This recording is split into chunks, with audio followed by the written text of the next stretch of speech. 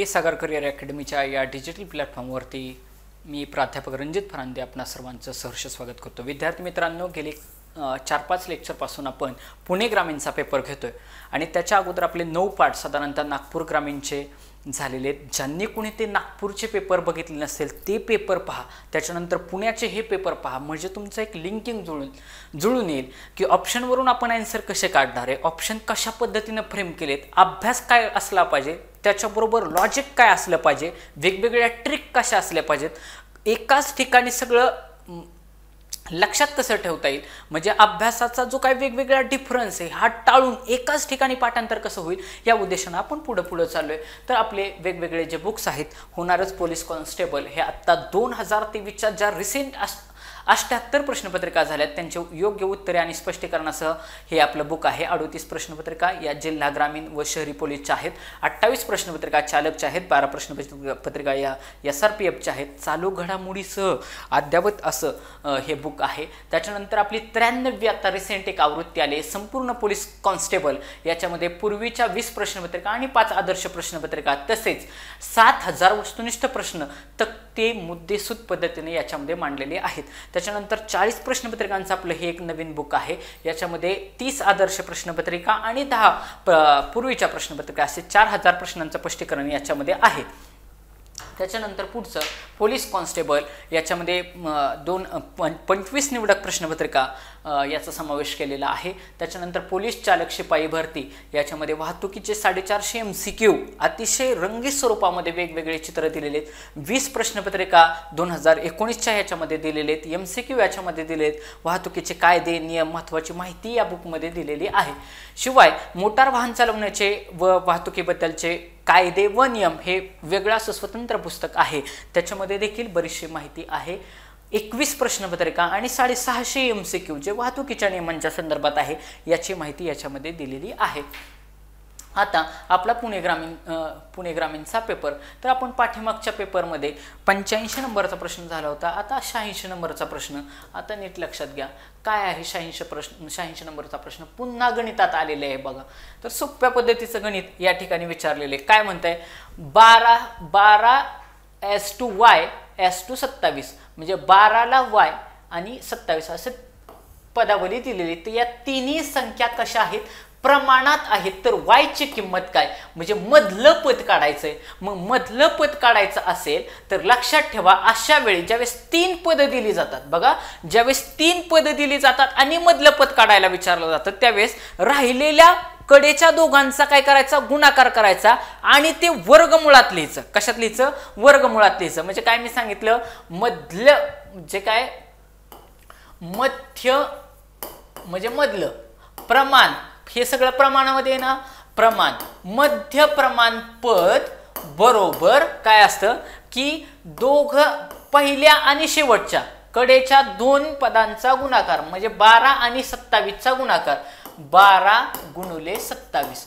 12 गुणिले 27। मग 12 गुणिले जर 27 केलं तर त्याचं उत्तर येतं 324। किती येतं, 324। आणि तुम्हाला मी रोज सांगितले की पाढे वर्ग घन हे पाठ करा। 324 हा 18चा वर्ग आहे, 18चा वर्ग किती आहे, 324 आहे। म्हणजे उत्तर काय येईल वो ह्याचं, 18 येईल। किती येईल, 18 येईल। म्हणजे या प्रश्नाचं उत्तर काय राहील, 18 राहील। यापैकी नाहीला जाणार नाही, मोठा ऑप्शन आहे 24, हा इथं मी करणार नाही। 21 आणि 18 याच्यामध्ये माझं उत्तर राहील ऑप्शन नंबर 3। जास्तीत जास्त 2 आणि 3 ला प्रेफरन्स द्यायचा। या पद्धतीने आपण पुढे चाललेलो आहे। सोप्या टाईपचा क्वेश्चन होता। जर तुम्हाला यदा कदाचित आलं नसतं, बघा मला जर यदा कदाचित तिथं आलं नसतं तर ऑप्शन नंबर 4 यापैकी नाही तर मी जातच नाही। मोठ्या आकडा शिवाय तो ऑप्शन नंबर 1 ला फ्रेम केला, मी कसंच गेलो नसतो। 21 किंवा 18 ह्या दोघांमध्ये मला जायचं होतं तर मी सरळ ऑप्शन नंबर 3 मार्क केला असतं। तुम्हाला मी अगोदरच सांगितलंय की जर मला येत नसेल तर मी सरळ ऑप्शन नंबर 3 ला मार्क करतो। पण या ठिकाणी आता लक्षात ठेवायचं की जर मधलं पद तुम्हाला विचारलं तर मध्य प्रमाण पद बरोबर वर्गमुळात कडेच्या 2 संख्यांचा गुणाकार करायचा। काय करायचा, कडेच्या 2 संख्यांचा गुणाकार करायचा आणि तो कशाचा वर्ग हे बघायचं। तो 100% कशाचा ना कशाचा तरी वर्ग निघणारच त्याशिवाय गणित तुम्हाला फ्रेम होणारच नाही. तो कशाचा न कशाचा तरी वर्ग निघणार. तुमचे जो वर्ग पाठ असेल, ज्याला माहिती आहे की 324 18चा वर्ग आहे, त्याला लगेच उत्तर निघणार. 18 हे या प्रश्नाचं उत्तर आहे. आता पुढचा प्रश्न, मंगेशला शाळेत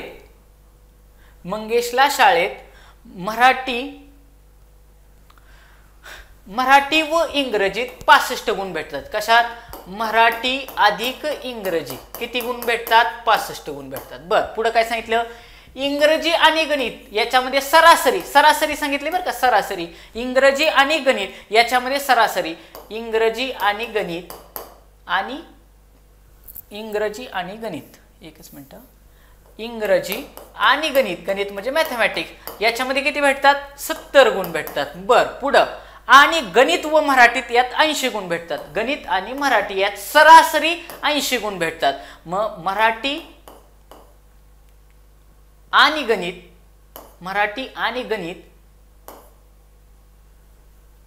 हे मॅथमॅटिक्स आहे. त्याला काय करू आपण? इंग्लिश आणि मॅथ्स MA असं करू, मॅथ्स. आणि शेवटचं आहे गणित आणि मराठी. गणितला गणितच करू, जी. इंग्रजी आणि गणित, एकच मिनिट तुम्हाला सिम्बॉल परत घेऊ आपण. इंग्रजी आणि गणित, इंग्रजी काय ई न दाखवू, इंग्रजी आणि गणित याच्यामध्ये 70 गुण मिळाले. आणि गणित आणि मराठी याच्यामध्ये सरासरी किती गुण मिळालेत? 80 गुण मिळालेत. म्हणजे सगळ्याला तुम्ही 2-2 जर गुणलं, ही सरासरी केलेली. ह्यांची जर बेरीज यायची म्हटले तर ह्यांना 2-2 गुणावं लागेल. बर, तर मंगेशला फक्त मराठीत किती गुण मिळाले? मंगेशला फक्त मराठीमध्ये किती गुण मिळाले? ही त्यांची काय दिली हो? सरासरी दिली. ही इथं काय दिले? सरासरी दिली. ही इथं सरासरी दिली. म्हणजे प्रत्येकाला मी जर 2 न गुणली तर त्या विषयांची काय येईल? बेरीज येईल. त्या विषयांची बेरीज येईल. मग आता मला काय विचारलंय की मंगेशला फक्त मराठीमध्ये किती गुण मिळालेत? मंगेशला फक्त मराठीमध्ये किती गुण मिळालेले आहेत? मग आता इथं बघा तुम्ही, हिथं मराठी दिसतंय, हिथं पण मराठी दिसतंय. मग आपण हे बघू, एकत्र करू. मराठी अधिक इंग्लिश बरोबर किती? 65 दुने 130. 65 दुने 130 मार्क झाले. बर, इंग्लिश आणि गणित, शेवटचा मराठी आणि गणित किती दिसत आहेत? 80 गुणिले 2 किती झाले? 160. हे हिथं लिहिले, 2 न गुणून फक्त लिहिलेले. बर, ह्यांची मी बेरीज केली. बेरीज केल्यानंतर काय होईल? 2 मराठी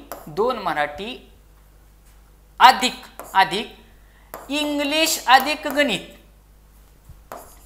अधिक गणित बरोबर ह्यांची बेरीज करा. 0 0 6 3 9 आणि हे 290. किती? 290. आता पुढं आपल्याला माहिती आहे की त्यांनी अजून एक दिलंय. काय दिलंय? ई आणि जी इंग्लिश आणि गणित ह्याचे मार्क दिलेत ना, हिथं दिलेत. किती दिलेत? 140 दिलेत. ही 140 इथले मला मार्क माहिती आहेत.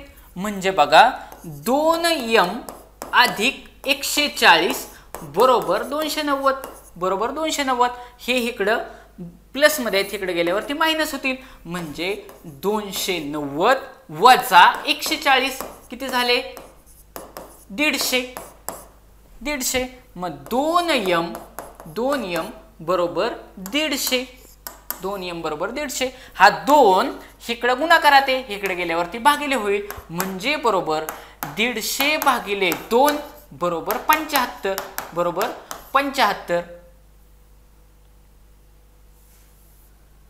बरोबर 75. म्हणजे हे माझे या प्रश्नाचं काय राहील? उत्तर राहील. काय केलं मी? परत एकदा सांगतो, नीट बघा.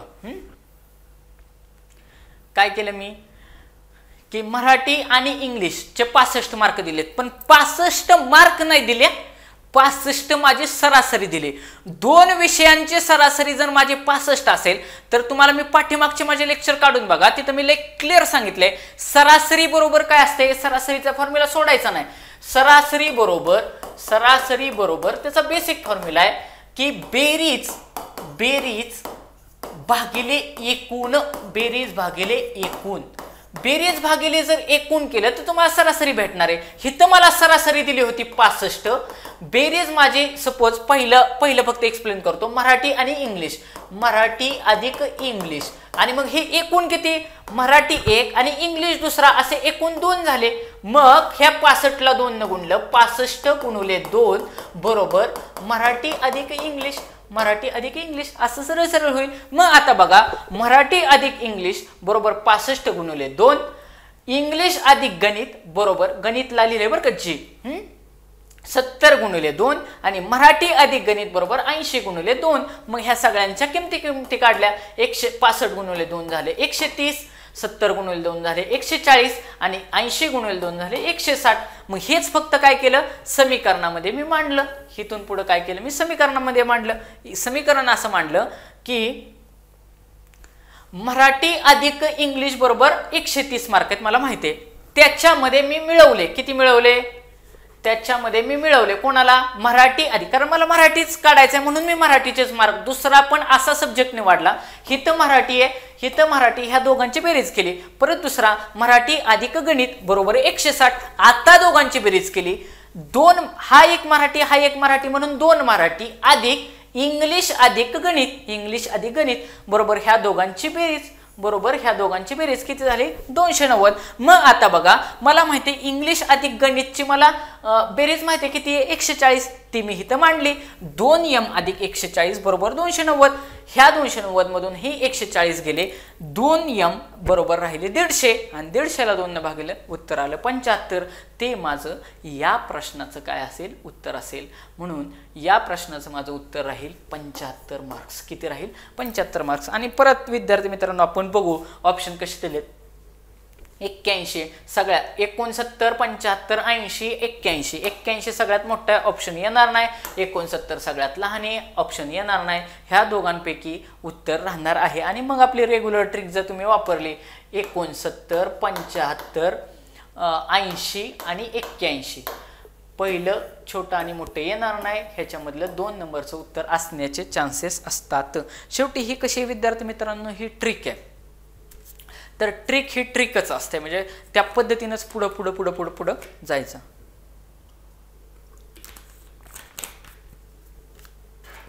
आता बघा 88 नंबरचा प्रश्न, परत मॅथमॅटिक्स वरती प्रश्न विचारलाय. काय प्रश्न विचारलाय,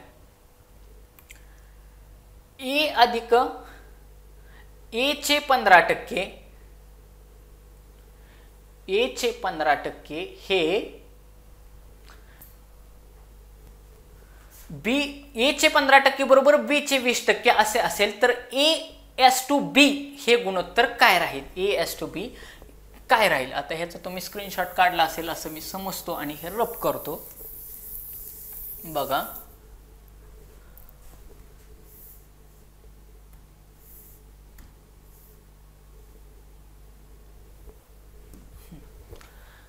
A च 15 बरोबर, ए बरोबर 15%, ए चे 15%, ए चे 15% बरोबर बी चे 20%, बी चे किती 20% असं दिलेलं आहे. बर, तर A/B ह्यांचं उत्तर काय येईल.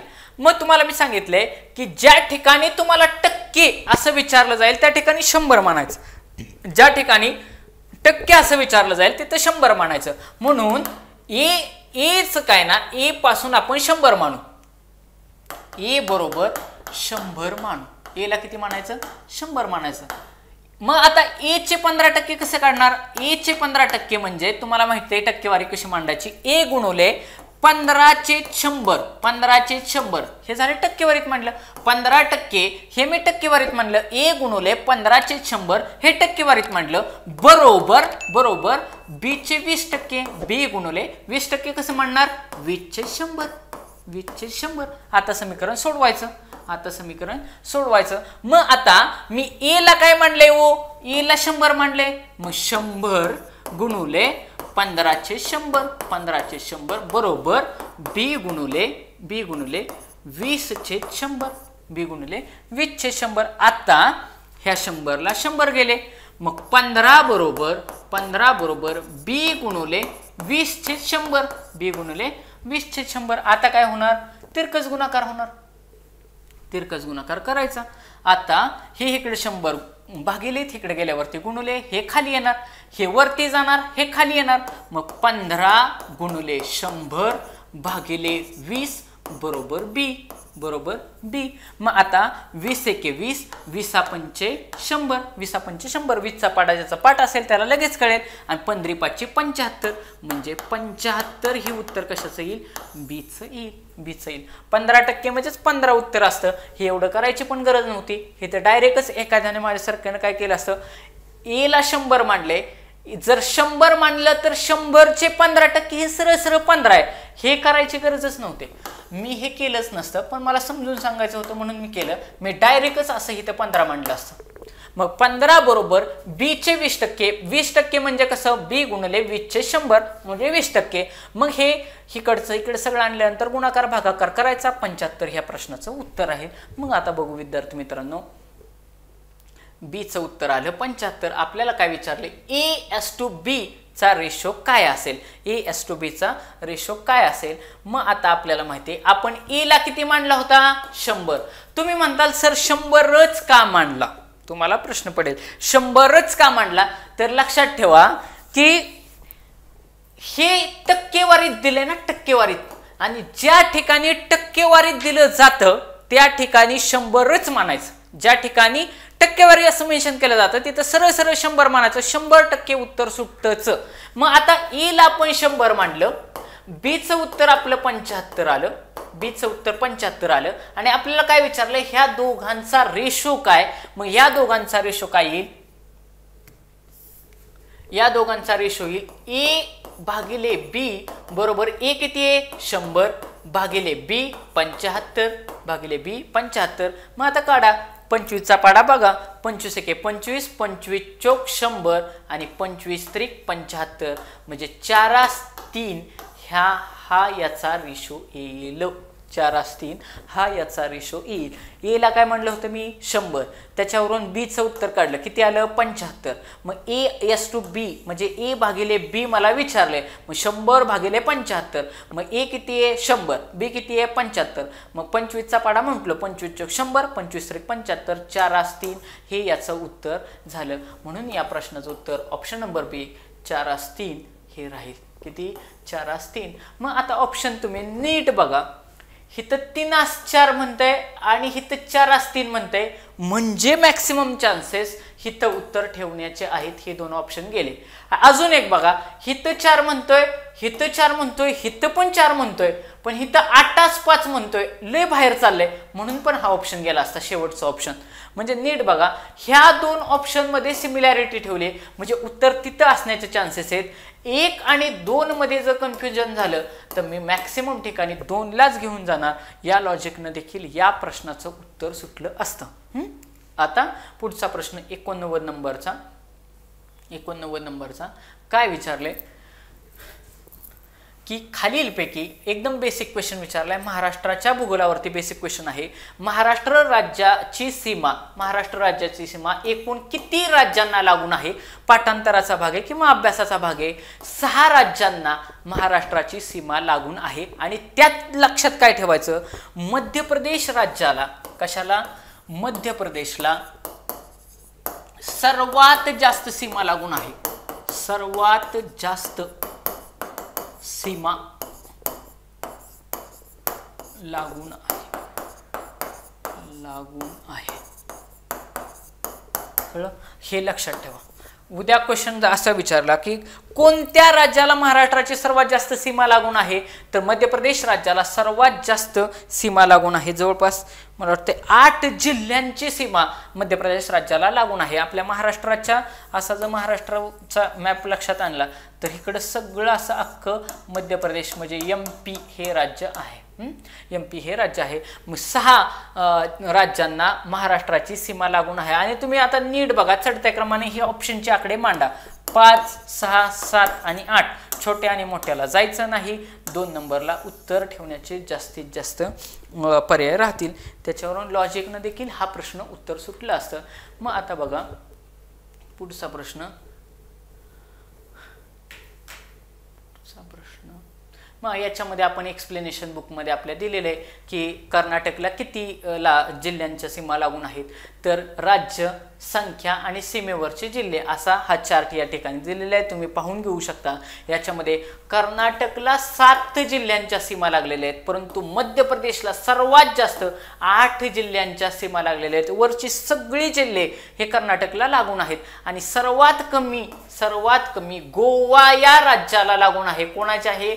फक्त आणि फक्त सिंधुदुर्गची सीमा लागून आहे। पुढचा क्वेश्चन 90 नंबरचा, त्र्यंबक बापूजी ठोंबरे यांना कोणत्या टोपण नावाने ओळखले जाते? त्र्यंबक बापूजी ठोंबरे यांना कोणत्या टोपण नावाने, म्हणजे कवी आणि टोपण नावे, मराठीतला प्रश्न आहे, कवी आणि टोपण नावे याच्यावरती हा प्रश्न आहे। तर त्र्यंबक बापूजी ठोंबरे यांना बालकवी या नावाने ओळखले जाते। काय? बालकवी या नावाने ओळखले जाते। आता ऑप्शन बघा, महादेवानुज, गोविंदाग्रज, बालकवी आणि यापैकी नाही। यापैकी नाही उत्तर असेल का? नाही, प्रश्नच विचारला नसता, ऑप्शन गेला। एक्झामिनरचा माइंडसेट बघाओ तुम्ही, मी 4 ऑप्शन पैकी ऑप्शन पर्यंत जाण्याचा कसा प्रयत्न करतोय ते नीट लक्षात घ्या। आणि जर यदा कदाचित एखाद्याला आलं नसतं तर तुम्हाला मी अगोदरच सांगितलंय, जास्तीत जास्त प्रेफरन्स हा ऑप्शन नंबर 3 ला द्यायचा। डायरेक्ट जरी तुम्ही ऑप्शन नंबर 3 मार्क केला असता तरी देखील या प्रश्नाचं उत्तर तुम्हाला कळलं असतं। आता उद्या भविष्यात जाऊन एक्झामिनरनं जर सपोज तुम्हाला ऑप्शन वरून क्वेश्चन जर विचारला तर माधवानुज आणि गोविंदाग्रज हे कोणाला म्हणतात हे माहिती असायला पाहिजे। त्यासाठी मी इथं लिहिलेलं आहे, माधवानुज हे काशीनाथ हरी मोडक यांना म्हणतात आणि गोविंदाग्रज राम गणेश गडकरी यांना म्हणतात। कोणाला म्हणतात? राम गणेश गडकरी नाटककार आहेत, खूप मोठं साहित्य आहे राम गणेश गडकरींचं। त्यांना गोविंदाग्रज, औंधाचा राजा त्यांचंच आहे, राम गणेश गडकरी यांना गोविंदाग्रज म्हणतात। म्हणजे परत एकदा बघू, त्र्यंबक बापूजी ठोंबरे बालकवी, बघा त्र्यंबक बापूजी ठोंबरे म्हटलं की बालकवी, माधवानुज म्हटलं की काशीनाथ हरी मोडक, गोविंदाग्रज म्हटलं की राम गणेश गडकरी। ही तिन्ही नावं लक्षात ठेवणं, आठवण्याचा प्रयत्न करायचा। बालकवी त्र्यंबक बापूजी ठोंबरे, माधवानुज काशीनाथ हरी मोडक आणि गोविंदाग्रज म्हटलं की राम गणेश गडकरी। पुढचं क्वेश्चन नंबर 91। आता हा सगळ्या मुलांना माहिती असलेला प्रश्न आहे, अतिशय फेमस गोष्ट आहे। चॅट जीपीटी कशाशी संदर्भात आहे? गुगल मॅप, ईमेल मध्ये असला आहे का काहीतरी? उगाच दिले, यापैकी नाहीला तो उत्तरच असणार नाही। आणि जास्तीत जास्त ऑप्शन एक्सप्लेन केलाय, जो जास्तीत जास्त एक्सप्लेन केलाय म्हणजे जास्तीत जास्त मोठा केलाय ते उत्तर असण्याचे चान्सेस आहेत। आर्टिफिशियल इंटेलिजन्सी हे या प्रश्नाचं उत्तर राहील ऑप्शन नंबर 3। ऑप्शन नंबर 3 ज्याला येत नसतं त्याने सरळ 3 ला मार्क केलं असतं तरी उत्तर आलं असतं। चॅट जीपीटी कशाच्या संदर्भात आहे? तर आर्टिफिशियल इंटेलिजन्सी, AI असं म्हणतात त्याला। काय म्हणतात? AI चा टूल आहे। E म्हणजे आर्टिफिशियल, I म्हणजे इंटेलिजन्सी। आर्टिफिशियल इंटेलिजन्सी संदर्भात चॅट जीपीटी हा टूल आहे। त्याच्यानंतर चलनावरती प्रश्न विचारलाय, भारताचा रुपया आहे तर जपानचा काय आहे? तर बऱ्याचशा मुलांना पाठ असतं, येन हा जपानचा आहे। अतिशय बेसिक प्रश्न विचारले। भारताचा रुपया आहे तर जपानचा काय आहे? तर जपानची करन्सी म्हणजे चलनावरती प्रश्न आहे हा। कशावरती? चलनावरती। चलन म्हणजे ठराविक देशांचे चलन तुम्हाला माहिती आहेत का यावरती। आता भारताचा रुपया तर जपानचा काय, हे तर दिले यापैकी नाही, उगा काहीतरी ऑप्शन दिलाय, ऑप्शन गेला। मग येन, डॉलर आणि पाऊंड, मग सगळ्यांना माहिती आहे डॉलर कुणाचा आहे? हो, अमेरिकेचा आहे। कोणाचा आहे? अमेरिकेचा डॉलर आहे। आणि पाऊंड कुणाचा आहे? इंग्लंडचा। मग इथं काय देतात? UK देतात। हे UK असं करतात, UK म्हणजे इंग्लंड आहे आणि हा USA United state of America. USA म्हटलं की अमेरिका, USA म्हटलं की अमेरिका आणि UK म्हटलं की इंग्लंड। UK म्हटलं की इंग्लंड, ज्यांची इंग्रजांनी आपल्यावरती 150 वर्ष राज्य केलं असे। त्याच्यानंतर पुढचा प्रश्न 93 नंबरचा, ज्याला मुळीच, मराठीचा प्रश्न आहे, ज्याला मुळीच लिहिता वाचता येत नाही अशा व्यक्तीला काय म्हणतात? लिहिता वाचता येत नाही त्याला काय म्हणतात? सरळ साक्षर आणि निरक्षर। ही अक्षर आणि नवाक्षर असलं काय ऑप्शनच नसतात। साक्षर आणि निरक्षर 1 आणि 3 मध्ये कन्फ्युजन झालं तर उत्तर 3 मध्ये ठेवलेलं असतं. निरक्षर ह्या प्रश्नाचं उत्तर राहील. ज्याला मुळीच लिहिता वाचता येत नाही त्याला आपण निरक्षर म्हणतो. सरळ सरळ एकदम सोप्या स्वरूपाचा प्रश्न आहे. पुढं मॅथमॅटिक्सचा प्रश्न आहे. दोन संख्यांचा लसावी 240 आहे, मसावी 8 आहे, त्यापैकी एक संख्या 40 असल्यास दुसरी संख्या कोणती? आणि खाली ऑप्शन मध्ये दिले आहेत. तर लक्षात ठेवा एक फॉर्म्युला आहे बघा, एक फॉर्म्युला आहे लसावी गुणुले मसावी. बघा लसावी गुणुले मसावी बरोबर पहिली संख्या गुणुले दुसरी संख्या हा फॉर्म्युला पाठ करायचा. उद्या काही जरी विचारलं तरी ह्याच्यामध्ये बसणारच. मग काय दिले? दोन संख्यांचा लसावी 240 आहे. किती आहे? लसावी आहे 240 लिहून घेतला. गुणुले मसावी किती दिलाय? 8 बरोबर काय? त्यातील एक संख्या म्हणजे कुठली पण एक संख्या, सपोज पहिली संख्या किती आहे? 40 दिले, तर दुसरी संख्या काय? x मांडली. दुसरी संख्या x मांडली, म्हणजे काही जरी मांडलं नाही तरी चालेल. हा 40 इकडे गुणिले आहे, इकडे गेल्यावरती काय होईल? भागिले होईल. मग 240 गुणिले 8 भागिले 40 बरोबर x. मग आता बघा 8 एके 8 आणि 8 पंचे 40 8 एके 8 पंचे 40 आणि ह्या 5 ना आता 240 ला भागायचं. 5 एके 5 5 चोक 20 खाली उरले 4 वरून घेतला 0 5 8 40 48 या प्रश्नाचं उत्तर राहील. म्हणून 48 हे या प्रश्नाचं उत्तर राहील.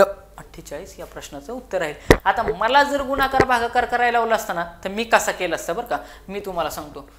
म्हणजे मी कसं केलं असतं, मी तुमच्यासारखं हे सगळं भागाकार आणि हिन तसलं आणतच बसलो नसतो. हे दोन्ही ज्यावेळेस बरोबर चिन्हाच्या इकडे असताना हे आणि हे बरोबर चिन्ह मध्ये, तर एकमेकांना हितलं जागेवर कॅन्सल करायचं. या शून्याला हा शून्य गेला, या शून्याला हा शून्य गेला. आता हिथं किती उरले? फक्त 4 उरले. शून्य गेला ना, फक्त 4 उरले. आता 4च्या पाड्यामध्ये 8 आहे का? आहे. घालवा 4ला. 4 एके 4 4 दुनी 8. अजून बरोबर चिन्ह मी हलवलं नाही. आता इथं किती राहिले? 24 गुणुले 2 आणि हितलं बरोबर चिन्ह आहे असं दिलं आणि हा आहे असा एक इथं लिहिला. 24चा पाडा तुम्हाला मी पाठ करायला सांगितलंय. 24 दुनी 48. किती सेकंदातच उत्तर आलं.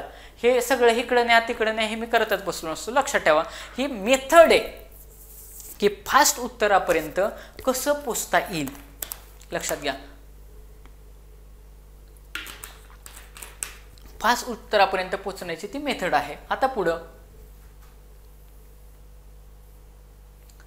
95 नंबरचा प्रश्न. 95 अतिशय सोपा प्रश्न आहे की जागतिक महिला दिन आत्ताच रिसेंटली झालेला आहे, मार्च महिन्यातच. जागतिक महिला दिन, ह्या महिलेवरून लक्षात ठेवायचं की महिला काय महिना कुठला आहे? मार्च महिना आहे. पण एक्झामिनरनं अतिशय चांगल्या पद्धतीने फ्रेम केलाय, सगळीकडेच मार्च दिले. मी तसं लक्षात ठेवलं की महिला, माझी ट्रिक आहे ती, ट्रिक आहे बरं का ती, मी लक्षात ठेवलेली की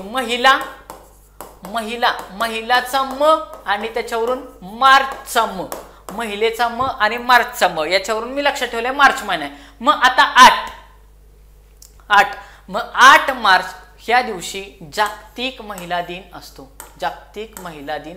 8 मार्च या दिवशी जागतिक महिला दिन असतो. आणि तुम्ही इथं पण बघा ऑप्शन सेट कसे केलेत.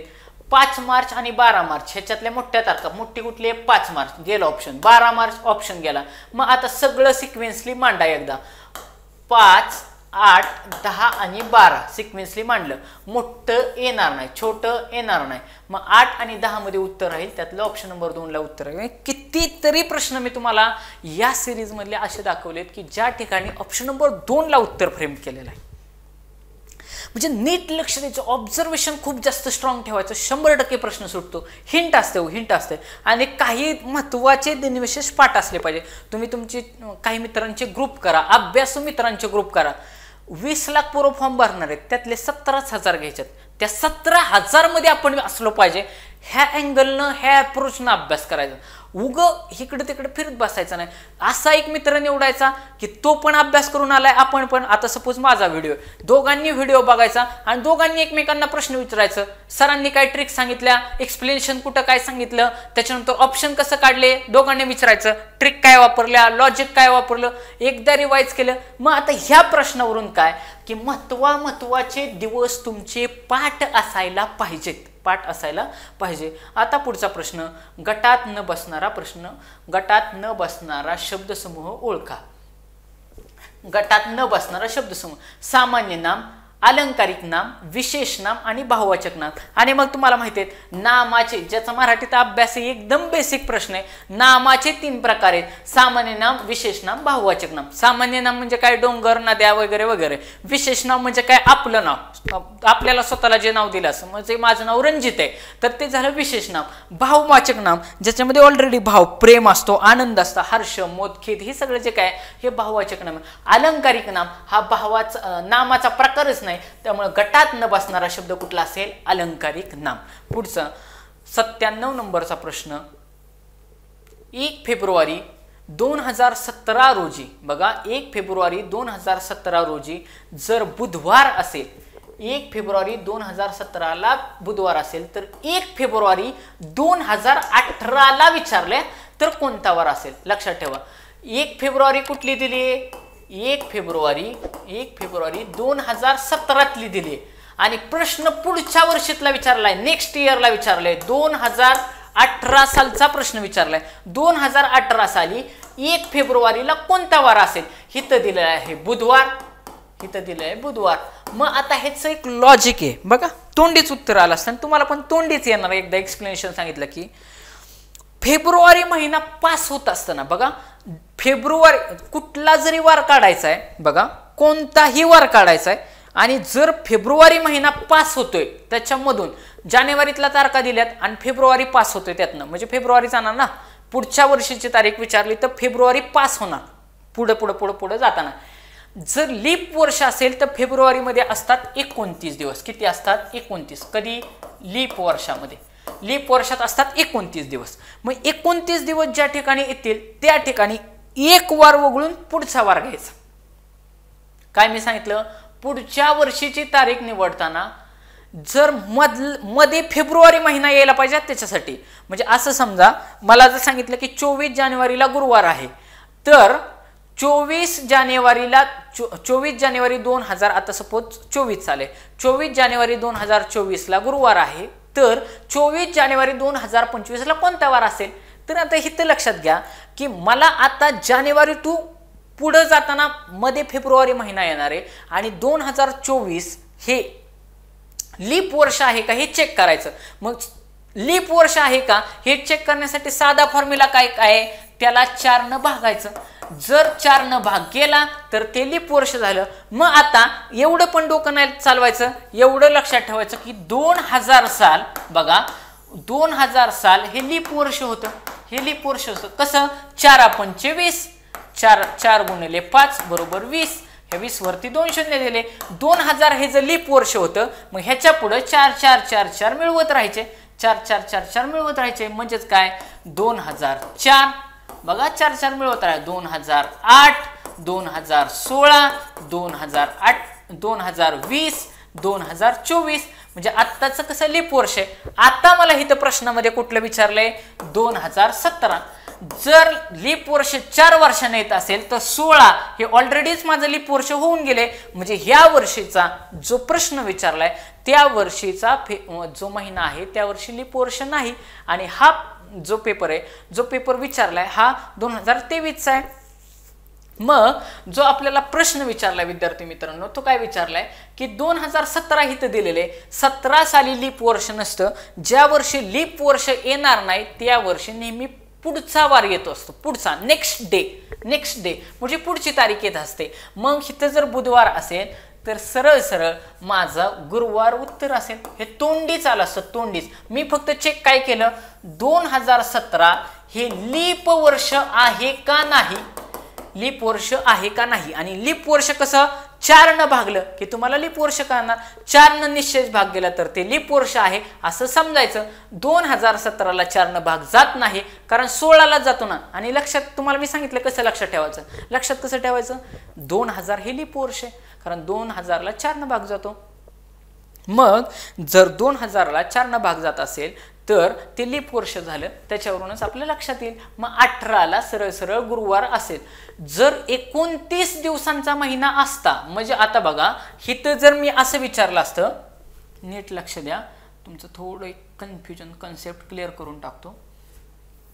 मी जर असा प्रश्न विचारला असता की 1 फेब्रुवारी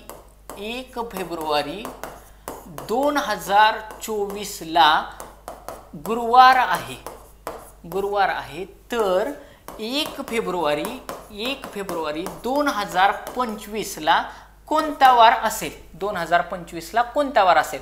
आता 24च्या पुढे 25 आहे म्हणजे नेक्स्ट डे काढायचा आहे, ह्याचा गुरुवार आहे. मग मी आता चेक काय करणार, हे लीप वर्ष आहे का, म्हणजे ह्याला 4 न भाग जातो का. तर मला माहिती आहे 4 न 6 चोक 24 म्हणजे 4 न निशेष भाग जातोय म्हणजे बाकी 0 येते. 4 न भाग जातोय म्हणजे हे लीप वर्ष आहे. 2024 हे लीप वर्ष आहे म्हणजे एक वार वगळून पुढचा वार म्हणजे शुक्रवार सोडायचा. बघा शुक्रवार सोडायचा आणि पुढचा वार त्याचं उत्तर असेल म्हणजे शनिवार. या प्रश्नाचं काय असेल उत्तर असेल. कुठला, शनिवार या प्रश्नाचं उत्तर असेल. फॉर एक्झाम्पल म्हणून सांगितलंय मी. फॉर एक्झाम्पल आता तुमचा प्रश्न कसाच चुकणार नाही. जर लीप वर्ष जर मध्ये येत असेल ना तर ते वगळायचं, त्याच्यावरून आपल्याला उत्तर येईल. आता पुढचा प्रश्न,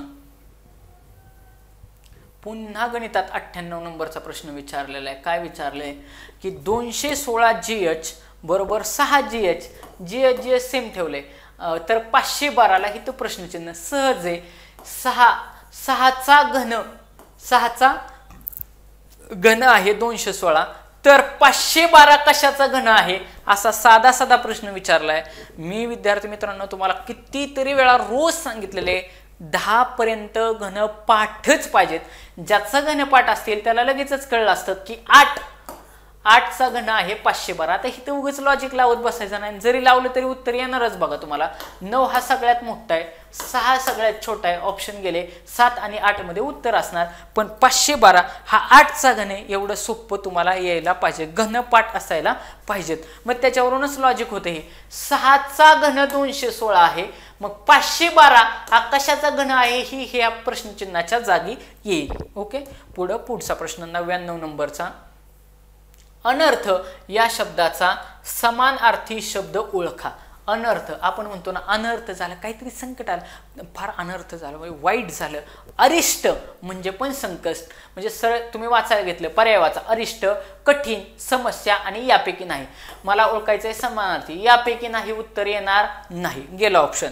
मग आता बघा अनर्थ, अरिष्ट म्हणजे पण काय, संकट. आणि संकट येणे त्यालाच काहीतरी अनर्थ झाला. आपण म्हणतो ना फार अनर्थ झाला म्हणजे काहीतरी संकट ओढावलं. आणि अरिष्टालाच काय म्हणतो आपण, संकट असं म्हणतो. म्हणून याचा समानार्थी शब्द आहे अरिष्ट. ओके, कठीण वगैरे असं काय येत नाही. आणि शेवटचा 100 नंबरचा प्रश्न आहे. याच्यामध्ये काय प्रश्न आहे की 2चा चा म्हटलं की गुणाकार. लक्षातच ठेवा बरं काय. चा म्हटलं की मॅथमॅटिक्स मध्ये चा म्हटलं की गुणाकार. मग काय सांगितले, 2/3 चा म्हटलं की गुणिले लिहिले 2/3 बरोबर किती. आणि ज्या ठिकाणी गुणाकार असतो ना त्या ठिकाणी सरळ अंशाचा आणि छेदाचा दोघांचा पण गुणाकार करायचा. अंशाचा आणि छेदाचा काय करायचा, दोघांचा पण गुणाकार करायचा. मग वरचा काय अंश आहे, खालचा काय छेद आहे, मग दोघांचा पण गुणाकार करायचा. 2 गुणिले 2 भागिले 3 गुणिले 3 मग किती झालं, 2 गुणिले 2 2 4, 3 गुणिले 3 9 म्हणजे 4/9. मग आता बघा ऑप्शन जे काय आपल्याला दिलेत ते पॉइंट मध्ये दिलेत. ऑप्शन जे दिलेत ते पॉइंट मध्ये दिलेले. मग आता आपलं उत्तर 4/9 आले. 4/9 आले. मग ह्या 9 4ला भागायचं. 9 काय करायचं, 4ला भागायचं. मग आता 9च्या ह्याच्यावरती एक 0 दिला 9च्या ह्याच्यावरती एक शून्य दिला, 9 चौक 36, 9 चौक 36 शून्य देत असताना 0.4 असं यायला पाहिजे. इथं दिले 0.5 ऑप्शन गेला, इथं दिलं 0.6 ऑप्शन गेला, इथं दिलं 0.9 ऑप्शन गेला, इथंच एकाच ठिकाणी 0.4 दिले. हे माझं या प्रश्नाचं उत्तर असेल. काय केलं मी, 4/9 माझं आलं होतं. मी काय केलं, ह्या 4च्या पुढे एक शून्य दिला म्हणजे त्याचा 40 केला. काय केला, 40 केला. ज्यावेळेस मी इथं शून्य देतोय त्यावेळेस इथं उत्तर लिहिताना 1 पॉईंट दिला, 0 असं केलं. हां, मग आता मला माहिती आहे 9 चौक किती, 36, 9 चौक 36, त्याच्या पुढं 9 5 45 होतात, मग 36 त्याच्या अलीकडे संख्या आहे म्हणून 0.4. मग 0.4 असलेलं एकमेवच असं आहे म्हणून ह्या ठिकाणी या प्रश्नाचं उत्तर 0.4 असं राहील. तर विद्यार्थी मित्रांनो, अशा पद्धतीनं आपण आपला पुण्याचा पाठीमागच्या वर्षीचा झालेला पूर्ण पेपर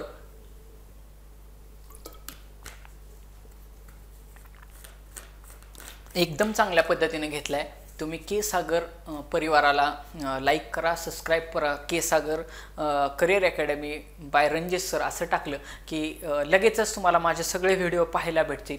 जिल्ह्याची निवड कशी करावी, त्याच्यानंतर आपले नागपूरचे 9 भागामध्ये पेपर घेतलेला आहे मी. तो 9 भागामध्ये एका भागामध्ये 100 MCQ कव्हर होतात, म्हणजे जवळपास 100पेक्षा जास्तच MCQ कव्हर होतील. म्हणजे एक व्हिडिओ तुम्हाला 100 MCQचं आउटपुट देणार, म्हणजे हजार MCQ तुमचे जागेवरती होतील एका भागामध्ये. आणि ह्या पार्टचे पुण्याचे पण म्हणजे काय व्हॉट पार्ट झाले असतील, 5-6 पार्ट झाले असतील, तर त्या पार्टमध्ये पण प्रत्येक ठिकाणी मी योग्य एक्सप्लेनेशन केलेलं आहे. आणि जसं एक्सप्लेनेशन नंतर एक्सप्लेनेशन करण्याची गरजच पडणार नाही, फक्त गणित समजून सांगण्याची मला गरज पडेल. आपण ज्यांना हे व्हिडिओ आवडले असतील त्यांनी नक्की लाईक करा, तुमच्या मित्रांपर्यंत जास्तीत जास्त शेअर करा, जेणेकरून मला जास्तीत जास्त व्हिडिओ बनवता येतील. के सागर करिअर अकॅडमीला लाईक करा. आपली ही जे काय वेगवेगळी जी पुस्तकं आहेत, जे संदर्भ आहेत, हे तुम्ही घ्या.